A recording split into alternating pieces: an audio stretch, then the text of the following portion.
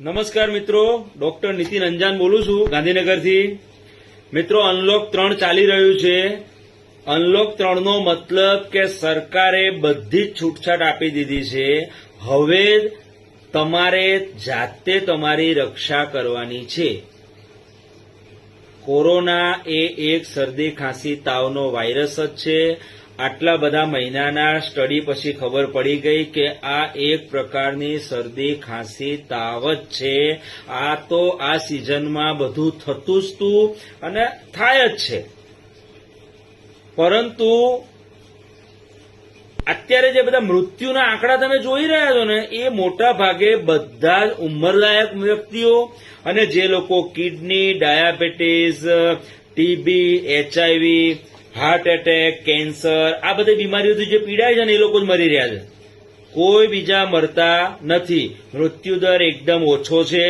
મરે છે બીજી બીમારીથી, નામમાં આવે છે કોરોનાનું, બાકી કોરોનાથી એટલા બધા મૃત્યુ થતા નથી। બીજું જે યંગ લોકો મરે છે એ મોટા ભાગે વ્યસનીઓ મરે છે, કે જે લોકો ગુટકા, મસાલા, તમાકુ, બીડી, સિગરેટના વ્યસની હોય, એ લોકોને આ ફેફસા નબળા પડી ગયા હોય એટલે એમને આ શરદી ખાંસીના વાયરસની અસર જલ્દી થાય છે। ફેફસા અંદરથી કંજક્ટેડ થઈ જાય છે અને શ્વાસ લેવામાં તકલીફ પડે છે અને વધી જાય પછી એ લોકોના ડેથ થાય છે।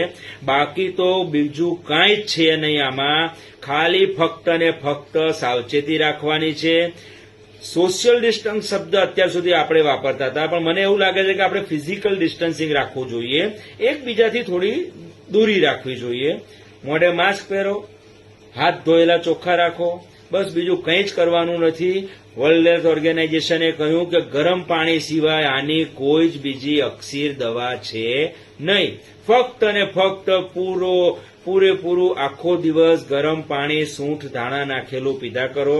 જરૂર પડે તો અંદર 5-6 પાંદડા તુલસીના, 5-6 પાંદડા અરડુસીના નાખો અને આખો દિવસ આ ગરમ નવશેકું પાણી પીવો। કશું જ નહીં થાય, ચિંતા ના કરો।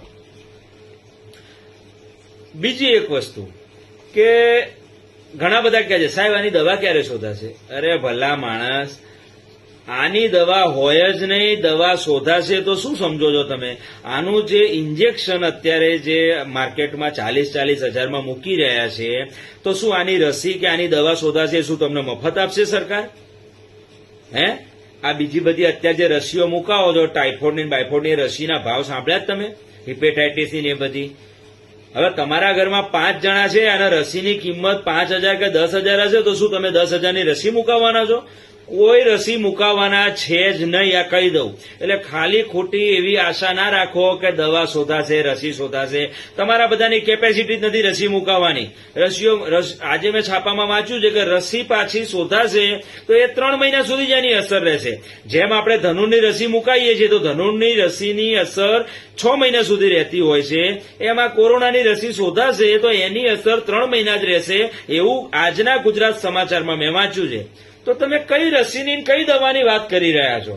મિત્રો, ગરમ પાણી જ પીવો। આ એક પ્રકારની શરદી ખાંસી જ છે, ગભરાવાની કોઈ જરૂર નથી। સરકારના નિયમોમાં પણ સુધારા આવી ગયા છે અને એની કોઈ પ્રોપર એટલી બધી દવા છે જ નહીં। તમે આયુર્વેદિક ઔષધિઓ, આયુર્વેદિક ઉકાળા, ગરમ ઔષધિઓના ઉકાળા આ બધું પીવો છો, આ જ બધું બરોબર છે ને આ જ કર્યા કરો।